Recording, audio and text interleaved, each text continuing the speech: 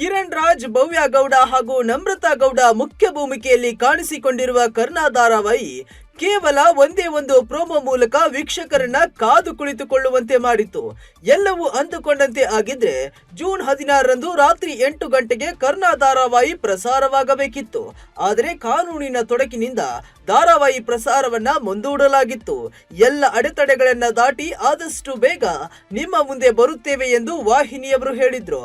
ಆದ್ರೆ ಇದೀಗ ದಿಢೀರ್ ಎಂಬಂತೆ ಕರ್ನಾ ಧಾರಾವಾಹಿಯ ಮೊದಲ ಎಪಿಸೋಡ್ ಯಾವುದೇ ಸೂಚನೆ ಇಲ್ಲದೆ ಟೆಲಿಕಾಸ್ಟ್ ಆಗಿದ್ದು, ಇಷ್ಟು ಮಾತ್ರವಲ್ಲದೆ ಇತಿಹಾಸವನ್ನೇ ನಿರ್ಮಿಸಿದೆ. ಈ ಧಾರಾವಾಹಿಯಲ್ಲಿ ಭವ್ಯ ಗೌಡ ಕಾಣಿಸಿಕೊಂಡಿದ್ದು ಪ್ರಸಾರಕ್ಕೆ ತೊಂದರೆ ಆಯಿತು. ಭವ್ಯ ಬಿಗ್ ಬಾಸ್ ನಲ್ಲಿ ಭಾಗವಹಿಸುವ ವೇಳೆ ಒಪ್ಪಂದವೊಂದನ್ನ ಮಾಡಿಕೊಂಡಿದ್ರು.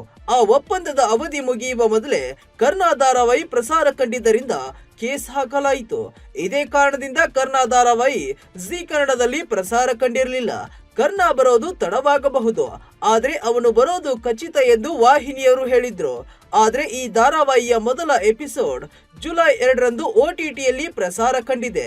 ಕರ್ನಾ ಧಾರಾವಾಹಿಯ ಮೊದಲ ಎಪಿಸೋಡ್ ZEE5 ಆಪ್ ನಲ್ಲಿ ಅಪ್ಲೋಡ್ ಆಗಿದೆ.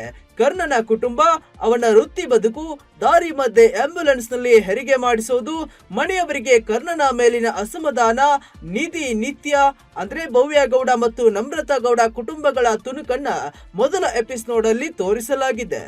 ಎಲ್ಲ ಅಡೆತಡೆ ದಾಟಿ ಬಂದೇ ಬಿಟ್ಟ ಕರ್ಣ. ಮೊದಲ ಎಪಿಸೋಡ್ ಹೇಗಿದೆ? ಹೌದು, ಸಾಮಾನ್ಯವಾಗಿ ಟಿವಿಯಲ್ಲಿ ಪ್ರಸಾರ ಕಂಡ ಬಳಿಕವೇ ಧಾರಾವಾಹಿಯನ್ನ OTTಯಲ್ಲಿ ಪ್ರಸಾರ ಮಾಡೋದು ವಾಡಿಕೆ. ಆದ್ರೆ ಜಿ ಕನ್ನಡ ಹಾಗೂ ZEE5 ಈಗ ಹೊಸ ತಂತ್ರವನ್ನ ಬಳಸಿ ಟಿವಿಗೂ ಮೊದಲೇ OTTಯಲ್ಲಿ ಬಿಡುಗಡೆ ಮಾಡಿದೆ. ಈ ಮೂಲಕ ದಾಖಲೆಯನ್ನ ಬರೆದಿದೆ. ಕಿರುತೆರೆಯಲ್ಲೇ ಪ್ರಪ್ರಥಮ ಬಾರಿಗೆ ಟಿವಿಗೂ ಮೊದಲೇ OTTಯಲ್ಲಿ ಪ್ರಸಾರಗೊಂಡ ಧಾರಾವಾಹಿ ಎಂಬ ಖ್ಯಾತಿಗೆ ಕರ್ನಾ ಪಾತ್ರವಾಗಿದೆ. ಇನ್ನು ಟಿವಿಯಲ್ಲಿ ಕರ್ನಾ ಧಾರಾವಾಹಿಯ ಮೊದಲ ಎಪಿಸೋಡ್ ಇಂದಿನಿಂದ ಟೆಲಿಕಾಸ್ಟ್ ಆಗಲಿದೆ. ಈ ಕುರಿತು ಜಿ ಕನ್ನಡ ಅಧಿಕೃತವಾಗಿ ತಿಳಿಸಿದ್ದು, ಎಲ್ಲ ಅಡೆತಡೆಗಳನ್ನ ದಾಟಿ ನಿಮ್ಮ ಹೃದಯ ಮೀಟಲು ಬರ್ತಿದ್ದಾನೆ ಕರ್ನಾ, ರಾತ್ರಿ 8ಕ್ಕೆ ಎಂದು ಬರೆದುಕೊಂಡಿದೆ. ನಿಮ್ಮ ಕುಟುಂಬಕ್ಕೊಂದು ಪರಿಪೂರ್ಣ ಯೂಟ್ಯೂಬ್ ಚಾನಲ್.